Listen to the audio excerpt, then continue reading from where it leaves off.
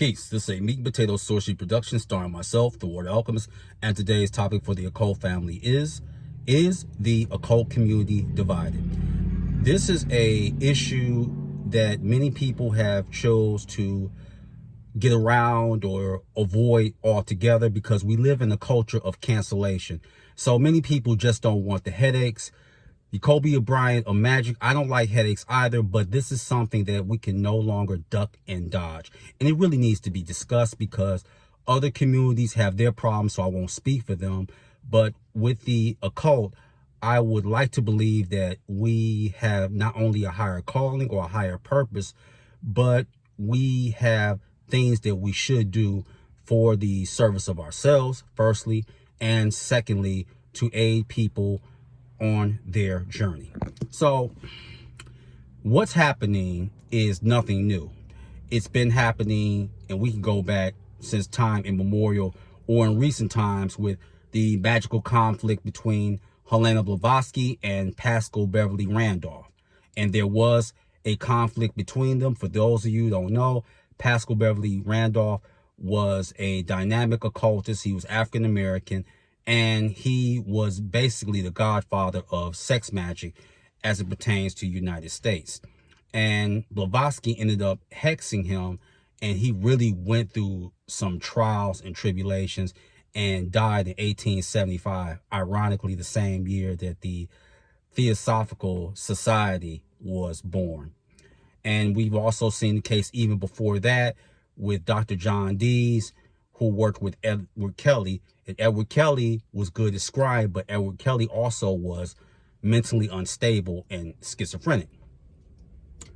What you're seeing in the community is a lot of broken and damaged people that are basically using magic as a crutch. And they basically have magic. It's like a loaded gun in the hands of a child. So you have these broken individuals, and I've seen it too many times, where they have trauma because they either were violated sexually, molested, they were abused by their parents, but they have a talent for magic. So what ends up happening is that they start transmogrifying how magic is supposed to deal with male and female. It's supposed to deal with aspects of dark and light. But then they become what I would say puritanical. Something has to be one way and one way only. There's nothing one way in no kingdom. The plant kingdom, the animal kingdom, even in the cosmos. There's nothing one way. Whether it be numerology is evil, which I love the religious tracts when they do that, or even the so-called pagan society or the so-called feminists that Lilith does not want to work with any men. And any adept knows that that is erroneous.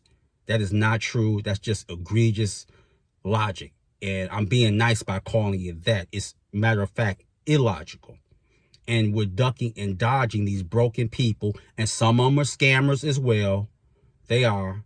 Or some of them are using psychic vampirism. Now, how are they doing this? Sometimes you have certain people that will use sigils and vampirize them, and then what they'll do is whoever uses the sigil, or they got it from the book of a particular author, and I'm not going to name names, I'm a gentleman, but you get it from a particular author and it ends up draining some of the prana or the chi out of the individual. But adepts, we know how to create a sigil to stop that from happening. So is there division? Yes, there is division, and it's been division for a very long time. And then you have the so-called right-hand path practitioners that come from a place of arrogance where, okay, well, we're going to come with the Drew Gardner interpretation, and anything that straddles outside of that gate is wrong. It's not wrong. I've always had a problem with mentally unstable people who have not worked on their issues and use the occult. And what ends up happening, you use the occult to create your own coven or cult. C-U-L-T. Remember this. Like energy attracts like energy. So if you're broken and you're destroyed psychologically and internally, who do you think you're going to attract? Young, impressionable, broken people.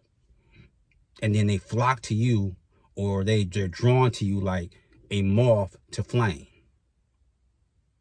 And you thinking that they're going to aid you on your journey. No, they're not going to aid you on your journey. What they're going to end up doing, they're going to end up making your situation worse. That is what they're going to end up doing. I've seen it. And a lot of people, all that ends up happening, they become a shell of themselves. I've seen where Crowley had broke people. Everybody that got with Crowley, they were worse off after it.